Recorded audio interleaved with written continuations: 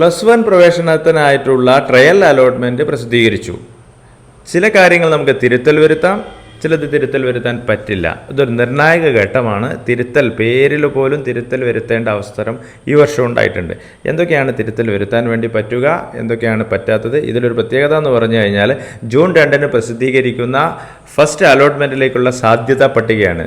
നിങ്ങളുടെ ഏതൊക്കെയാണ് തിരുത്തൽ വരുത്താൻ വേണ്ടി പറ്റുക, എങ്ങനെയാണ് ആ തിരുത്തൽ വരുത്തേണ്ടത്, എങ്ങനെയാണ് നിങ്ങൾ അവസാനം കൺഫർമേഷൻ കൊടുക്കേണ്ടത് എന്നെല്ലാം നമുക്കൊന്ന് നോക്കാം.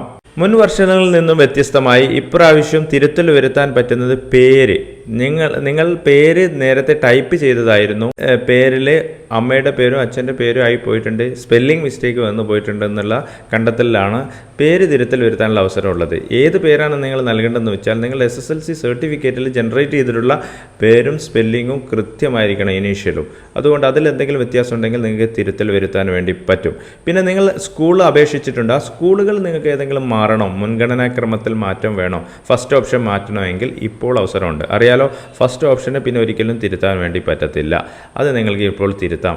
ഓപ്ഷൻസ് നിങ്ങൾക്ക് കൊടുത്തിട്ടുള്ള ഓപ്ഷന് 20ാമത്തത് 1ാമത്തതാക്കണം, 5ാമത്തത് 4ാമത്തതാക്കണം, യു ക്യാൻ, നോ പ്രോബ്ലം. അത് നിങ്ങൾക്ക് തിരുത്താൻ വേണ്ടി ഇപ്പോൾ പറ്റും.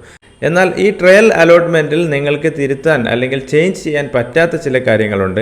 അതിലൊന്നാണ് നിങ്ങളുടെ ജനന തീയതി, ഡേറ്റ് ഓഫ് ബർത്ത്, അതുപോലെ നിങ്ങൾ കാൻഡിഡേറ്റ് ലോഗിനിൽ കൊടുത്തിട്ടുള്ള mobile number, scheme of examination, email ID, ഇത്തരം കാര്യങ്ങളൊന്നും ഈ സമയത്തും നമുക്ക് തിരുത്തൽ വരുത്താൻ വേണ്ടി പറ്റത്തില്ല. പേര് തിരുത്തൽ വരുത്താൻ വേണ്ടി പറ്റും, ഞാൻ പറഞ്ഞു. സാധാരണയിൽ നിന്ന് വ്യത്യസ്തമാണിത്. അതുകൊണ്ട് തന്നെ ശ്രദ്ധിച്ച് നിങ്ങളെല്ലാം തിരുത്തൽ വരുത്തി നിങ്ങളുടെ അലോട്ട്മെൻറ്റ് നിർബന്ധമായി ഉറപ്പുവരുത്താൻ വേണ്ടി ശ്രമിക്കുക. ഇവിടെ വേറൊരു കാര്യം കൂടി ശ്രദ്ധിക്കാനുള്ളത്, ഈ തിരുത്തലുകളൊക്കെ വരുത്തി കഴിഞ്ഞാൽ ലാസ്റ്റ് കൺഫർമേഷൻ കൊടുക്കൽ നിർബന്ധമാണ്. അല്ലെങ്കിൽ തിരുത്തലുകളൊന്നും എന്താവില്ല, ആക്റ്റീവ് ആകത്തില്ല. അപ്പോൾ ഫൈനൽ കൺഫർമേഷൻ കൊടുക്കുന്നതോട് കൂട്ടിയിട്ട് നിങ്ങൾ ഈ പുതിയ ആപ്ലിക്കേഷൻ ആയിട്ട് നിങ്ങളിത് കൺവേർട്ട് ചെയ്യുകയും 2ാം തീയതി വരുന്ന ഫസ്റ്റ് അലോട്ട്മെൻറ്റിൽ നിങ്ങൾക്ക് ഇടം ലഭിക്കാനുള്ളൊരു അവസരമായി ഇത് മാറുകയും ചെയ്യും. ഈ ഒരു അവസരം നിങ്ങൾ ഉപയോഗപ്പെടുത്തുക.